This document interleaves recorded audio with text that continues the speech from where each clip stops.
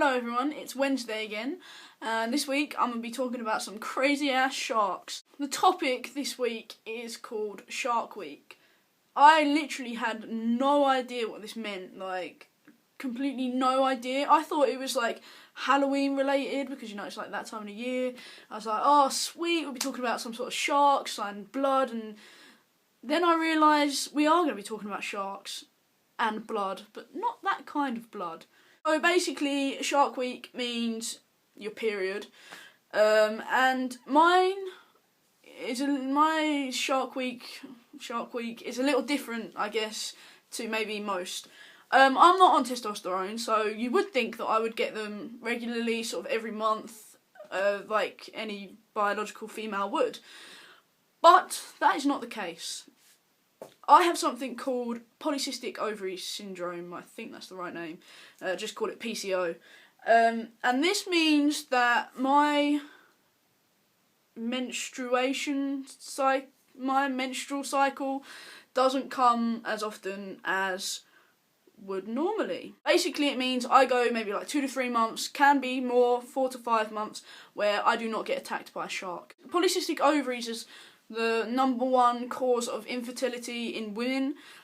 So for me, if I was to remain female, then I would probably be very unlikely to be able to conceive a baby easily. But for me, that's cool. I never thought of bearing a child, so it's not a big deal to me.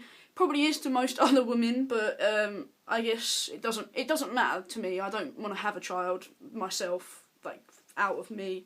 For some, it can just mean that they get irregular periods. For me, mine don't come very often at all, which I guess, although it's a medical condition, I consider myself lucky to have it. If it comes from, say if I've gone 4 months not having one, I will have a period for I don't actually like using that word, I guess that's why it's called Shark Week, but yeah, it comes maybe for 2 weeks straight sometimes, because obviously it hasn't happened for so long, and then my body's just affects your ovaries and shit like that.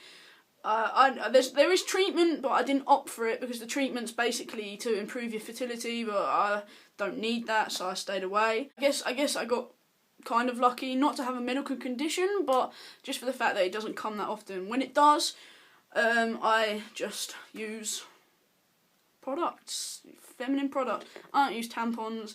You can assume the other product is what I use. I could have gone on the pill, but that was unlikely to work, and I could have had the, what's it called, the something that they put in you, but I didn't want to go through that. I don't have my Shark Week as often as others would. I'm not on testosterone, but I still don't get it that often. But the way I deal with it, I guess psychologically it messes with me a bit, but I've just learnt to not care anymore. I can really tell it affects a lot of trans men, and I've noticed that for me, I just sort of think, well, it's gonna happen one day where I'm gonna be on testosterone, and I'm literally not gonna have to give a shit anymore. It's frustrating when it comes because if I want to do something go out, I just don't feel like it, and it's just not a good week, or in my case, over a week.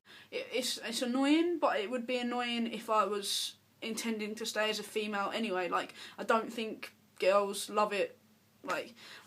I don't think it's a thing that anyone likes, so I just sort of think